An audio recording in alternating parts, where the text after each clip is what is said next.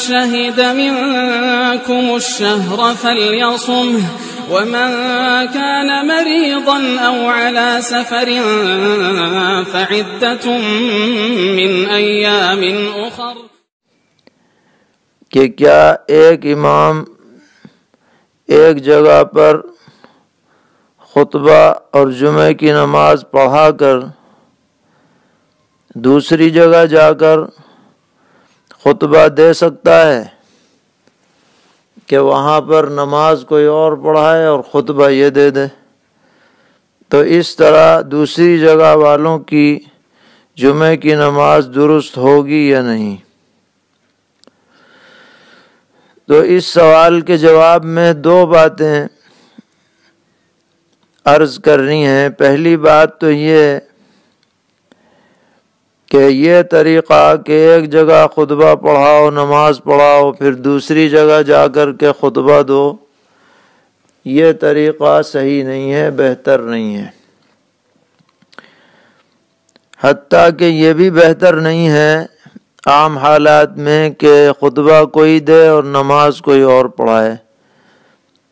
اگرچہ نماز ہو جاتی ہے لیکن یہ مناسب طریقہ نہیں ہے. مناسب یہی ہے کہ بلا کسی عذر کے جو خطبہ دے وہی نماز جمعہ بھی پڑھائے، الا ہے کہ کوئی عذر کی شکل ہو.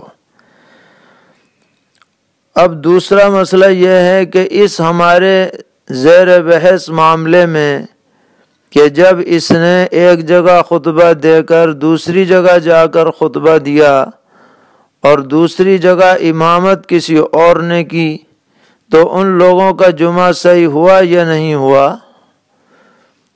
تو بظاہر اصولاً تو یہ معلوم ہوتا ہے کہ دوسری جگہ والوں کا جمعہ درست نہیں ہونا چاہیے، کیونکہ جمعے کے لیے خطبہ شرط ہے.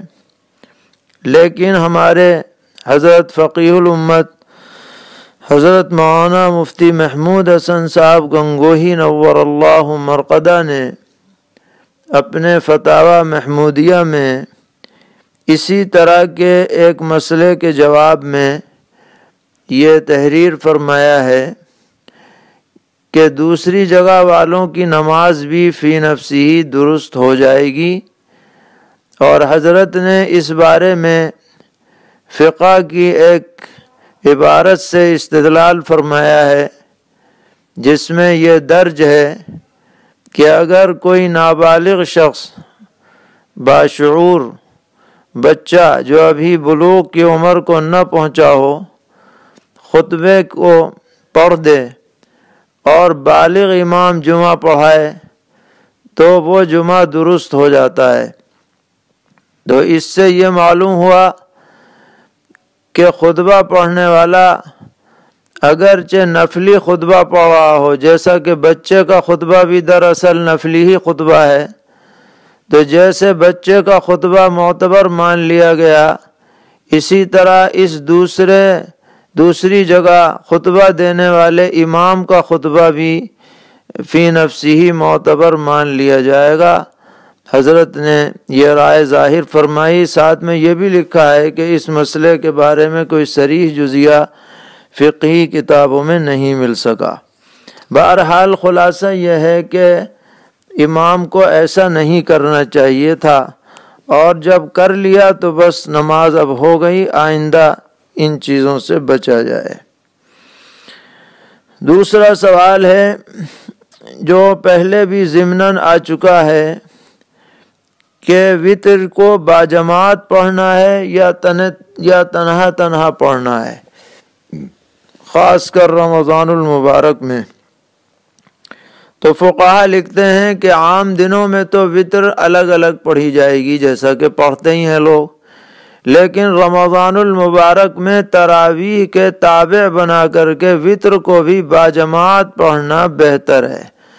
کوئی تنہا پڑھے تو وتر تو پھر بھی ادا ہو جائے گی، لیکن سنت یہ ہے، سنت کے درجے میں ہے یہ کہ وتر کی نماز رمضان میں باجماعت ادا کی جائے. ایک اور سوال ہے کہ ایک شخص بیماری اور کمزوری کی وجہ سے یہ طریقہ اختیار کرتا ہے کہ عشاء کی نماز کے بعد تو تراویح کی 10 رکعت پڑھ لیتا ہے،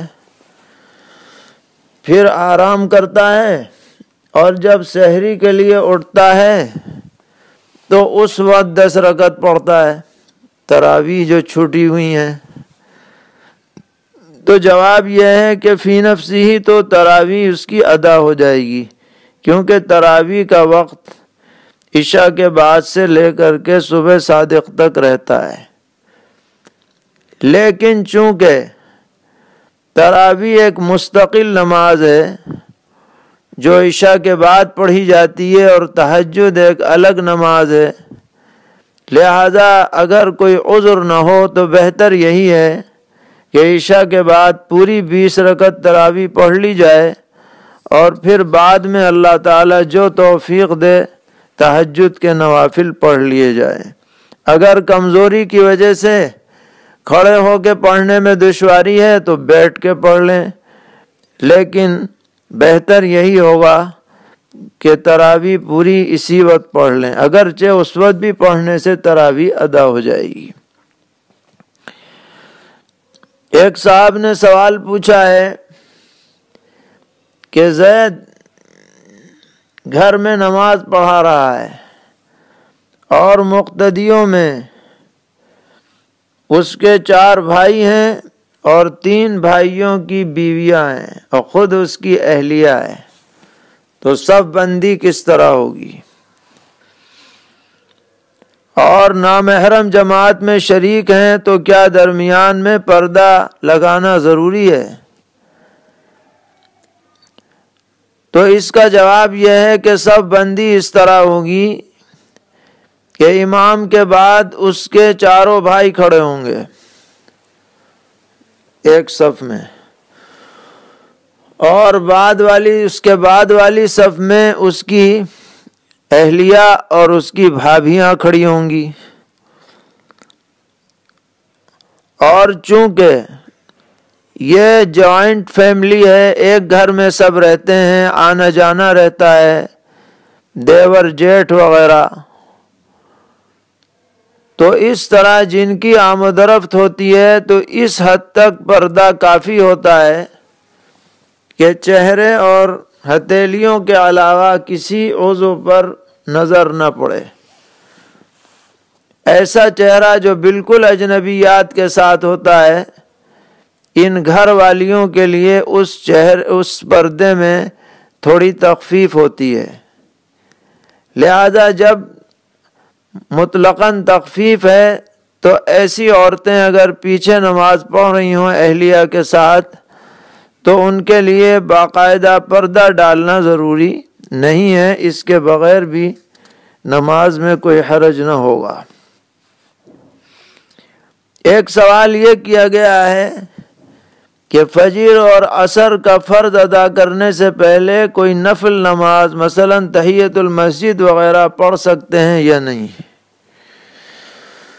تو اس معاملے میں فجر کا اور عصر کا حکم الگ الگ ہے۔ فجر کا معاملہ یہ ہے کہ فجر کا وقت شروع ہوتا ہے صبح صادق سے اور ختم ہوتا ہے سورج نکلنے پر۔ اس پورے وقت میں فجر سے پہلے کی 2 سنت کے علاوہ کوئی نفل نماز اس سے پہلے یا بعد میں پڑھنی مکروہ ہے، چاہے وہ نماز تحیت المسجد کی ہو یا تحیت الوضو کی ہو یا اور کوئی نفل نماز ہو۔ یہ اس پورے وقت میں نہ تو فرض سے پہلے پڑھی جائے گی نہ بعد میں پڑھی جائے گی، حتیٰ کہ فرض سے پہلے کی 2 سنتیں بھی اگر چھٹ جائیں تو اب ان کو فجر کے فوراً بعد نہیں پڑھا جائے گا، بلکہ سورج نکلنے کے بعد اشراق کے وقت ان کو پڑھنا ہے۔ یہ تو فجر کے بارے میں ہے۔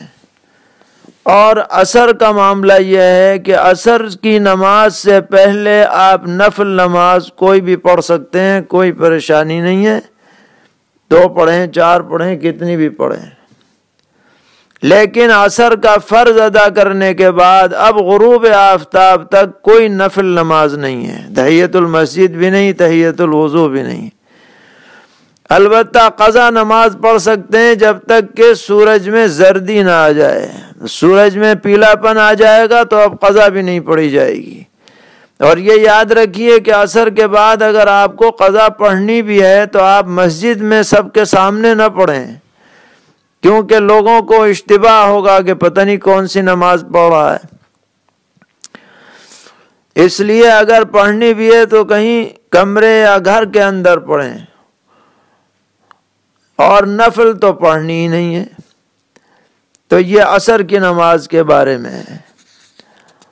اور ایک سوال اسی ضمن میں یہ ہے کہ عصر اور عشاء سے پہلے کی سنتوں کا وقت کب تک رہتا ہے؟ یہ سنن غیر مؤکدہ ہیں، عصر سے پہلے پڑھ لی جائیں تو ٹھیک ہے، ان کی قضا وغیرہ کچھ نہیں ہے۔ اسی طرح عشاء سے پہلے پڑھ لی جائے، جب تک فرض ادا نہ کرو پڑھ سکتے ہیں۔ ایک سوال قنوت نازلہ کے بارے میں۔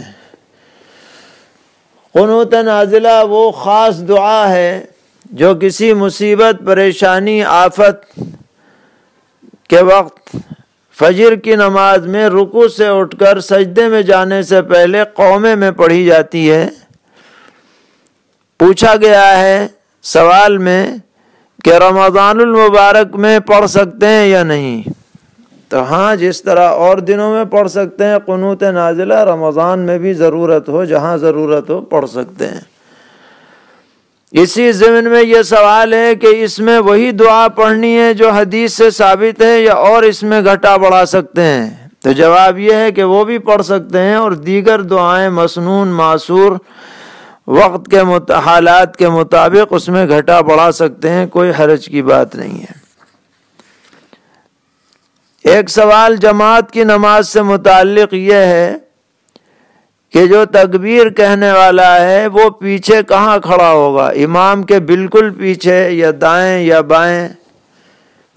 مسجد میں یا گھر میں جو لوگ نماز پڑھ رہے ہیں ان کے بارے میں پوچھا جا رہا ہے۔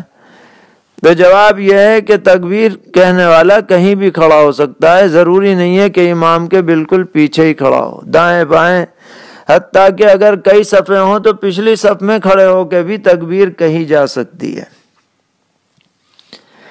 ایک سوال یہ ہے کہ ایک آدمی ہے جس کو التحیات بالکل ہی یاد نہیں ہے یا تھوڑی بہت یاد ہے، تو وہ نماز کیسے پڑھے گا؟ تو جس کو تھوڑی بہت یاد ہے وہ تھوڑی بہت پڑھ لے، اور جس کو بالکل یاد نہیں ہے تو وہ اتنی دیر بیٹھ لے جتنی دیر میں تشہد اور تحیات پڑھی جاتی ہے، لیکن سیکھنے کا عمل جاری رکھے، یہ ضروری ہے۔ یہ نہیں کہ بس نہیں سیکھا تو نہیں سیکھا، کوشش کرتا رہے، جتنی بھی یاد ہوتی رہے اتنی پڑھتا رہے۔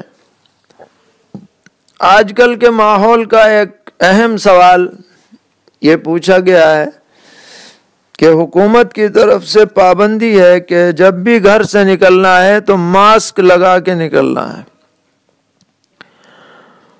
تو اگر مسجد میں یا اور کسی جگہ نماز پڑھی جائے اس حالت میں کہ چہرے پر ماسک لگا ہوا ہو تو نماز صحیح ہوگی یا صحیح نہیں ہوگی؟ تو جواب یہ ہے کہ عام حالات میں تو ماسک لگانا مکروہ ہے، چہرہ ڈھک کر کے نماز پڑھنا مکروہ ہے، لیکن آج کل انفیکشن سے بچنے کے لیے اگر کوئی ماسک لگا کر نماز پڑھے گا تو امید ہے کہ انشاءاللہ کوئی کراہت نہ ہوگی۔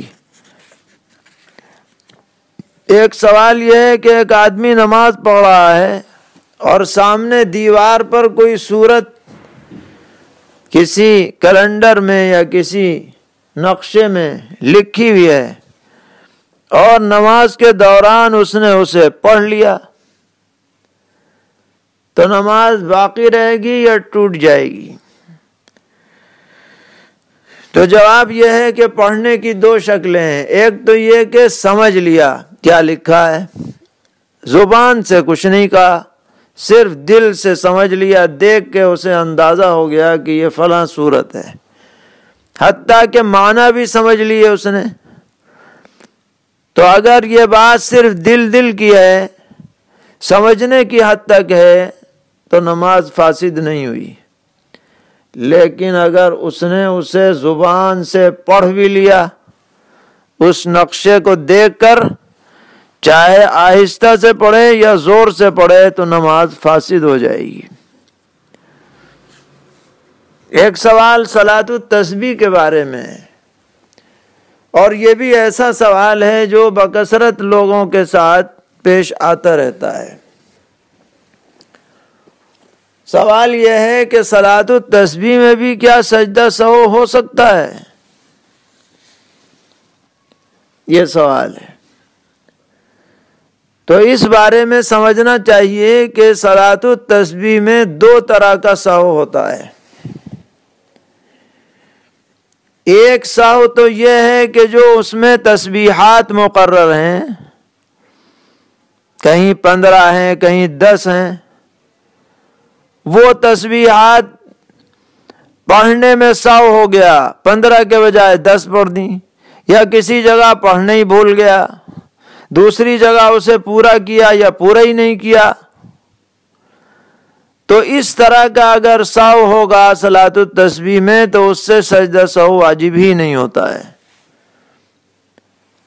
اگر 300 کی مقدار جو سبحان اللہ والحمد للہ ولا الہ الا اللہ واللہ اکبر پوری نہیں بھی ہوئی، یا بڑھ گئی یا کم رہ گئی، تو یہ موجب سجدہ سہو نہیں ہے. اس سے صلاۃ التسبیح پہ کوئی فرق نہیں پڑتا. لیکن اگر کوئی سہو ایسا پیش آیا جو عام نمازوں میں بھی موجب سجدہ سہو ہے، مثلا سورہ فاتحہ چھوڑ دی، سورت ملانا بھول گئے، یا تکرار واجب کر لیا، یا تکرار فرض کر لیا، یا تاخیر فرض ہو گیا، جو عام ضابطے ہیں سجدہ سہو کے اگر وہ پائے گئے، تو جیسے اور نمازوں میں سجدہ سہو واجب ہوتا ہے، سجدہ سہو صلاۃ التسبیح میں بھی ہوتا ہے. اور اس کی شکل یہ ہوگی کہ آخری رکعت میں قعدے کے بعد التحیات پڑھ کر سجدہ سہو کا سلام پھیریں گے، پھر سجدہ سہو 2 کریں گے. اس سجدہ سہو میں وہ سبحان اللہ والی تسبیح نہیں پڑھنی ہے، اس میں بس سبحان ربی الاعلی والی تسبیح پڑھی جائے گی، اور حسب قاعدہ حسب ضابطہ سجدہ سہو ہوگا.